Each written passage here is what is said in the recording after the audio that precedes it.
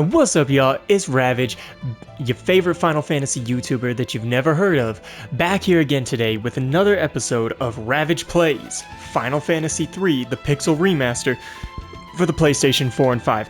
In the last episode, we liberated the Kingdom of Saronia. If you guys remember, at first it was a really snobby, gated community that was like totally elitist and didn't let anybody in, and then we came in and beat the hell out of the King's Royal Advisor, and he was like, you know what, maybe poor people ain't so bad.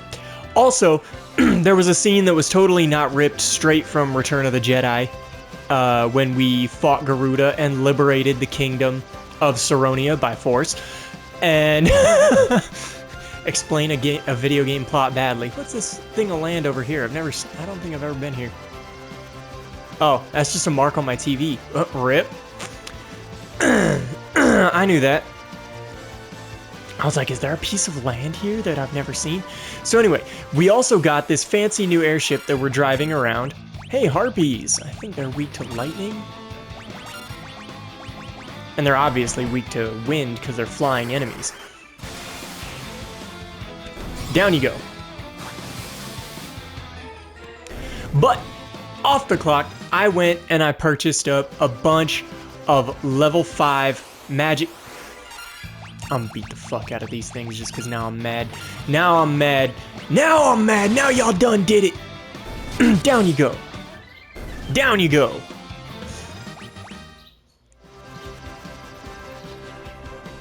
But we got this really cool airship that looks a lot like a submarine.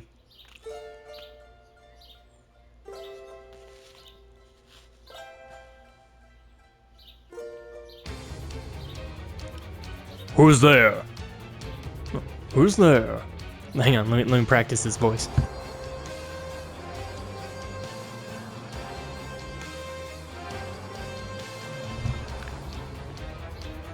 Trespassers, don't you know this is the hall of the great mage Doga? Seize them! Kupo! Yo, Moogles? So this is the game where Moogles were introduced. Wait, are you for... My word, if it isn't the warriors of light in the flesh. Well, if the crystals have chosen you, far be it from me to question them. What's that supposed to mean? I have something to tell you. I know who is threatening this world with darkness. It is my old colleague Zonde. Yo, buddy, I'm sorry, but admitting that y'all used to be colleagues, not a good look to us right now. Like, we kind of looking at you sideways. You know, Medusa said something about Zonde, then Kraken said something about Zonde, killed our homie Arya. You got some splaining to do, old man. Along with Une, we were disciples of the greatest master of them all, Noah. When Master Noah died, he gifted me with his magic. He gave Une powers over the dreamscape. And finally, he gave Zonde the gift of human mortality. So, wait, all four of you were immortal? Enraged by what he considered a slight, Zonde sought to poison this world. He used the power of the Earth Crystal, combined with the technical know-how of the ancients, to bring about the Great Earthquake. Oh. But the Earth Crystal is gone! Goldor destroyed it! What? Oh, that wasn't the real Earth Crystal. It was just a rock I enchanted to produce gold. The real crystal is still hidden away, undisturbed. That is something I like about this game, is like in the other Warriors of Light games, because Final Fantasy V is also kind of a Warrior of Light plot, the crystals are kind of indestructible. And they're almost like this weird nigh omnipotent power.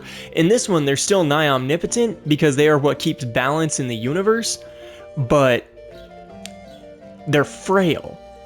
If that makes any sense to anybody out there. It didn't even make sense to me to say it out loud. Anyway. Zonde has tried to rid this world of light. He is trying to harness the darkness and use it for his own power. Oh, how the mighty have fallen. He cannot be allowed to unbalance the world. I will come with you and aid you in your quest. I've always loved Doga. Doga joined your party. And so here we have another series staple that gets introduced in this game. I like how we can't see Doga's face, just his mustache. That guy has an epic mustache. I cannot stop Xande with my powers alone. I hope my time does not come too soon. I may not even make it past the monsters to the Cave of the Circle. Fuck you mean about that? I thought you were immortal. Master Une is the guardian of the world of dreams. She sleeps in the shrine in the south of Saronia, Kupo. Master Xande used to be such a good person, but he was so disappointed by Master Noah's gift of immortal life that he left without a word, Kupo. Master Doga told us that Master Xande caused the Great Earthquake, Kupo. Oh, you believe everything Master Xande tells you? Crazy. Oh my god, I have to go farm for some more money for this. I don't know how good haste is in this game. I think haste only increases the rate at which you go in the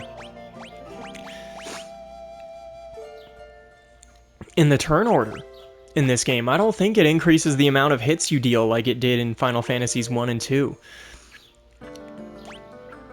Eroga's a great spell to have for a white mage. Gives her some offensive presence, even though we have no level 6.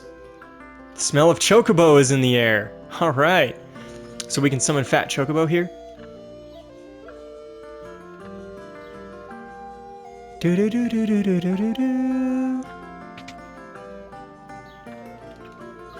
No, Master Doga, you can't go into the Cave of the Circle. Please, Kupo, it's too dangerous in there. The Cave of the Circle is connected to the world of darkness. It's teeming with monsters, Kupo. I hope that Master Doga will be okay. Oh, cool.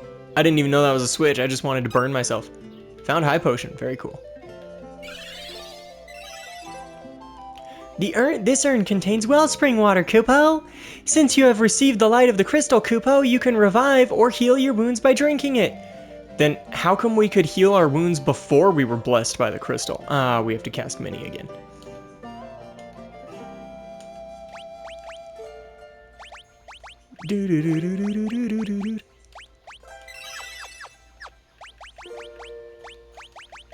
I love Doga and Une's theme so much.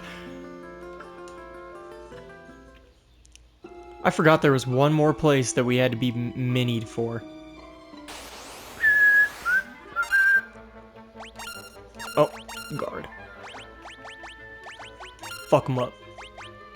Thankfully, during the sections of the games where you have to be minied, enemies tend to be rather frail. And I think that's to make up for the fact that you just kind of have to use magic.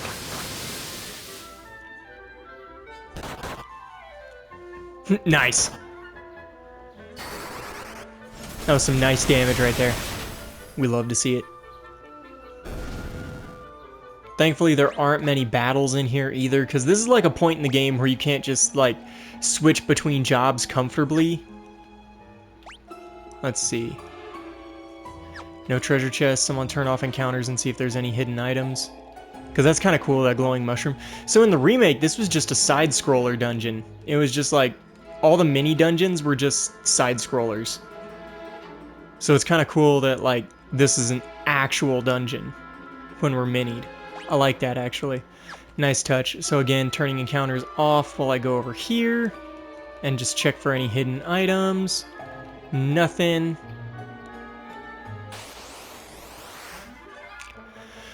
Oh, that's a problem. That's a problem. So since we're minied, our physical defense is near meaningless. So we'll hit guard. Blitzaga on everyone. Defend. Kiora, our black belt. Jesus Christ, can you stop focusing down one member of the party? I thought your targeting was supposed to be random. Fuck. Down you go. Oh, I need to turn back off my gil, because what I did off screen was I boosted my gil, so I could just get the gil I needed quickly, and then keep it moving. Without gaining a super ton of levels, because that's something I like to do, is like, see how low of a level I can handle this game.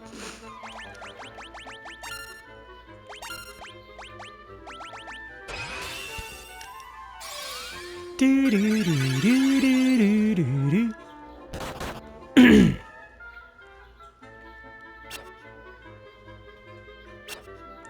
Thank God that's missing, because that is a bummer of a spell if it lands. It also sucks. Like, status magic just sucks in Final Fantasy for the most part. Like, the big thing you want to do in this game is just hit really hard. Okay.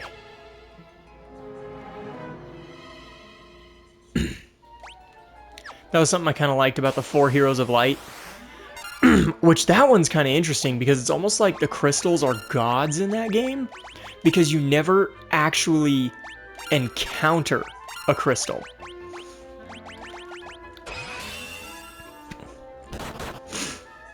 The crystal just shows up and blesses you and gives you new crowns in that game, which is honestly pretty dope.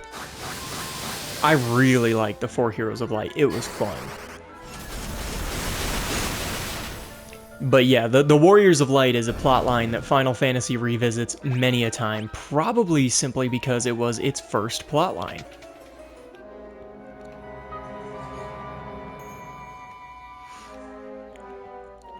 We made it.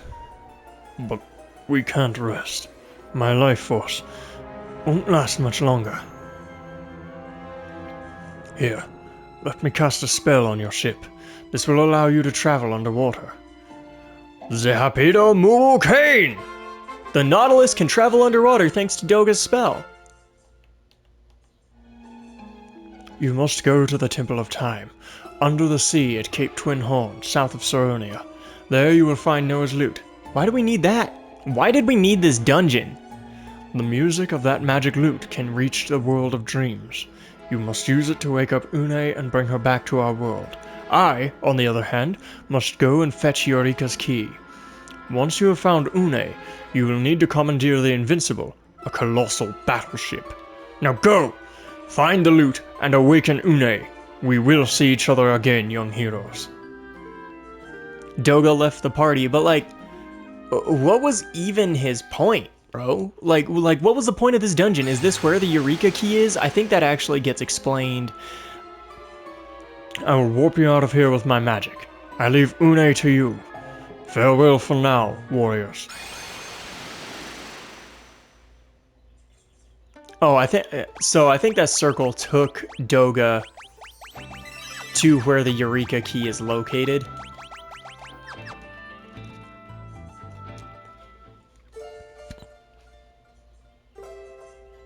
I really like Doga. I don't know why. Like, I mean, as you can see, the pacing of this game is relatively fast in terms of story. Like, people who join our party are usually only there for like one dungeon, if that. I don't even know if the Cave of the Circle counts as a dungeon. I think he actually explained that the Eureka key was in the Cave of the Circle in the remake. Maybe it was a voice line that I just didn't get for this game. But we do need to save up some gil and get some level 6 spells, although we're not in a hurry to do it since we don't even have level 5 MP yet. It'll be a while. So we can chill. But the Nautilus can now travel underwater, which is kind of cool. So there's a lot that we can do with that underwater. Okay, there are actually 3 underwater dungeons, and I always go to them in a very particular order. Because we are about to go do a lot of side questing. So, I know this has been a pretty short one, but I'm going to leave this episode here. Maybe not here. What I'm going to do is I'm going to go over here. So now that we can travel underwater, we can fight some seriously high-level monsters. So let me save just in case I get my ass kicked. Hopefully this all has audio, because if it doesn't have audio and I just saved there, well, I'm fucked. But see, there's a cave right here. Here, let's get into a battle. These guys are a lot higher level than anything else we can face on the overworld besides maybe the Charybdis. I don't think that's what Charybdis looks like. but these guys are much higher level than any of the surface level enemies besides the enemies over by the final dungeon. Wow. I remember this being a lot tougher. Okay, so I think I also figured out that yes, the enemies in this game do have less HP, and I think that's strictly because in the remake there was no damage cap. Like, it would pop up as 9999, but you would gradually start to bring monsters down more, and there was actually a guy in one of the towns on the floating continent that could tell you your maximum damage output, and at its peak I got mine to like 50,000 something before I stopped leveling. Anyways, I'm gonna leave this episode here. In the next episode, we are going to go into one of the optional dungeons this game has to offer. The dungeon in the Triangle Island. It is a huge treasure trove with insanely high level enemies. This is a great way to power level in the early game without actually going out and grinding. So, I hope you guys will join me next time for Ravage Plays Final Fantasy III, the Pixel Remaster. I know I'll see you guys there. Peace.